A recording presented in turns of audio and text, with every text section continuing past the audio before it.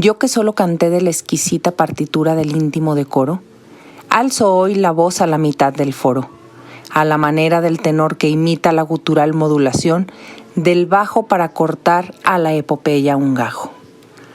Poeta mexicano que compuso con motivo del primer centenario de la independencia el poema Suave Patria, que suele considerarse el poema nacional de México. Ramón López Velarde es considerado, a pesar de su corta vida, el más específicamente mexicano, el más nacional, por decirlo de algún modo, de los líricos del país.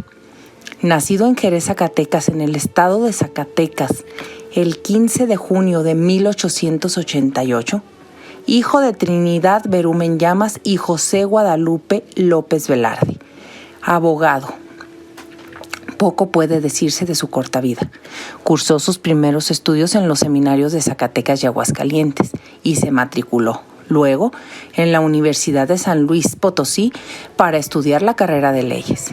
En el año de 1908 ingresó en el Instituto Científico y Literario de San Luis Potosí, colaborando en algunos periódicos y revistas de provincia. Aunque conoció a Francisco I. Madero en 1910 y le simpatizó el movimiento revolucionario, no fue seguidor de esta causa, tentado por la política como tantos otros literatos mexicanos. En 1911 recibió su título de abogado y ejerció su profesión como juez en el Venado, San Luis Potosí. En ese mismo año se presentó a las elecciones como candidato a diputado suplente por su ciudad natal, integrado en las listas del Partido Católico. En 1912 se fue a la Ciudad de México y al año siguiente volvió a San Luis Potosí. Pocos paralelos a Ramón López Velarde pueden encontrarse en la historia de nuestra literatura, no solo por su genio y la calidad de su lenguaje, sino porque a él se debe en mucho el cierre del modernismo y la fundación de nuestra poesía contemporánea. Fue un hombre de su tiempo que recibió numerosas influencias literarias asumidas.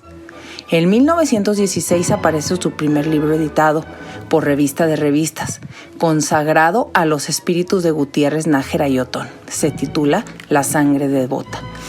Título y contenido delatan su nostalgia por la provincia, el fervor de su pureza y la figura de la musa de sus primeros versos, la mítica Fuensanta. Este amor primero se llamó en realidad Josefa de los Ríos. Era también oriunda de Jerez, 8 años mayor que el poeta. Murió en 1917 y seguramente no tuvo una relación más que platónica con el joven López Velarde. Zozobra, su segundo libro, publicado en 1919, muestra ya las marcas, las flores del pecado, como él le llama, resultantes de haber vivido en la ciudad. Él tenía entonces 31 años y continuaba soltero. El poeta perdió su trabajo y decidió no colaborar más con el gobierno. Sin embargo, en 1921, cerca del aniversario de la independencia, escribió uno de sus trabajos más conocidos, La Suave Patria. Este fracaso, aunado a lo que él sobrellevó también como un fracaso sentimental, acabaron con su ánimo. Un año más tarde, en 1921, muere en la madrugada del 19 de junio, asfixiado por la neumonía y la pleuresia, en una casa de apartamentos en la avenida Álvaro Obregón, entonces Avenida Jalisco. Para usted, Lolita, ¿qué significa Ramón López Velarde? Para mí, en lo personal, Ramón López Velarde es la figura paterna que mi hija vio desde sus primeros años. Bueno, Ramón López Velarde, yo he llegado a comentar, es el poeta más importante a nivel mundial.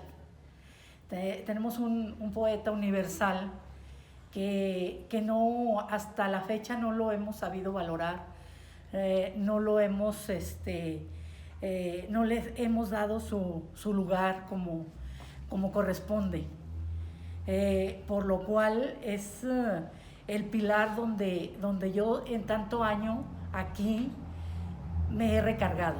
Ramón López Velarde murió prematuramente a los 33 años en la Ciudad de México, en 1921, dejando un legado sin precedente en el ámbito cultural a nivel nacional e internacional.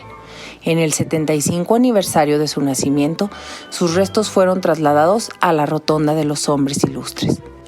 Más allá de su historial político y como se ve en su obra, López Velarde es un pilar fundamental de la poesía latinoamericana. Modificó el lenguaje poético de su tiempo, introdujo novedades y modos insólitos.